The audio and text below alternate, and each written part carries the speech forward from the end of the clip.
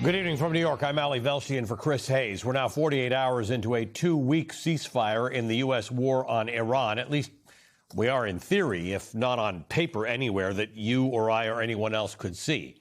Because in a normal ceasefire, in a normal world, you'd be able to see things progressing toward peace. You wouldn't see what's happening in Lebanon, where the deadliest attacks of the war are taking place, as Israeli bombs continue to devastate that country, killing hundreds and displacing tens of thousands of people.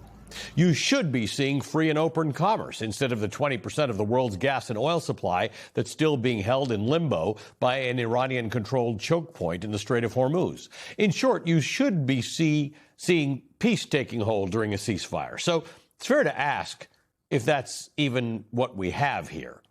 The parties in this conflict don't even agree on what they apparently agreed to. Normally, instead of all this back and forth, we could all just look at the ceasefire in writing to see what it says.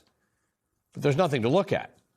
When he announced the deal on Tuesday, Donald Trump posted, quote, "We received a 10-point proposal from Iran and believe it is a workable basis on which to negotiate." Iran followed that by releasing what it says was that 10-point agreement, and almost as soon as it was reported, the White House called that fake news. The Pakistani prime minister who brokered the deal between Iran and the United States on Tuesday night described it as, quote, "an immediate ceasefire everywhere, including Lebanon and elsewhere, effective immediately," end quote. Those were his words. Iran said that was their understanding, too. But then Israel just kept on striking Lebanon, and U.S. officials like Vice President J.D. Vance played it all off as some sort of misunderstanding. First of all, I actually think, and there's a lot of bad faith negotiation and a lot of bad faith, propaganda going on. I think this comes from a legitimate misunderstanding. I think the Iranians thought that the ceasefire included Lebanon, and it just didn't. We never made that promise. We never indicated that was going to be the case. It's sort of a big part of the ceasefire for the vice president to not be clear on. The Speaker of Iran's parliament, a man that the White House insiders once called a hot option to lead the new U.S.-friendly Iran, that man says the attacks on Lebanon violate the ceasefire. He also said yesterday that the U.S. had violated the ceasefire itself by denying Iran's right to enrich uranium at all, even for energy production. And so, again, here's the U.S.'s chief negotiator, J.D. Vance, doing his "this is no big deal" routine. He said, "We refuse to give up the right to enrichment." And I thought to myself, you know what?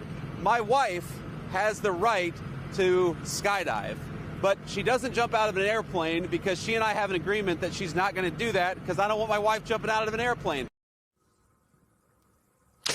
What a remarkable time to be alive. When you listen to the government of the United States talking about a ruthless authoritarian overseas regime, and you have to wonder to yourself, who's telling the truth here?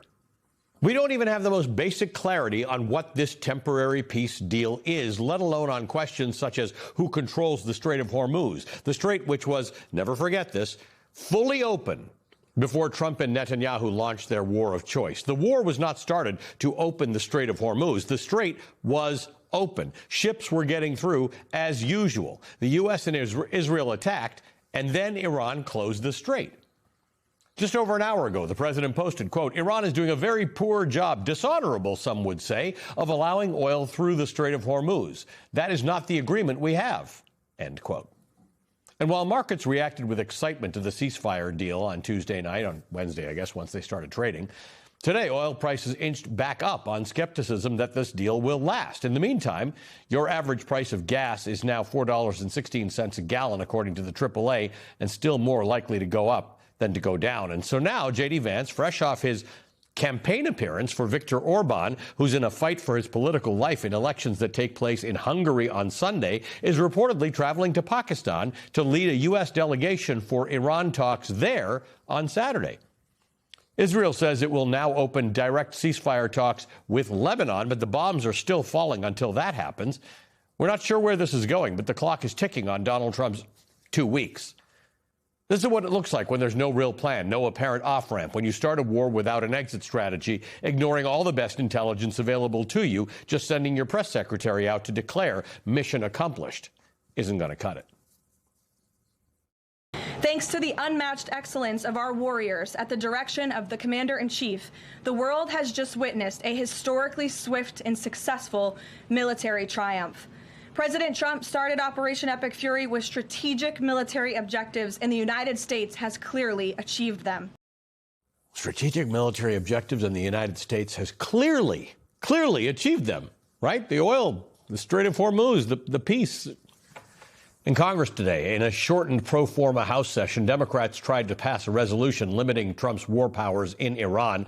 Not that he ever bothered to ask Congress for permission to conduct the war. Republicans blocked the resolution.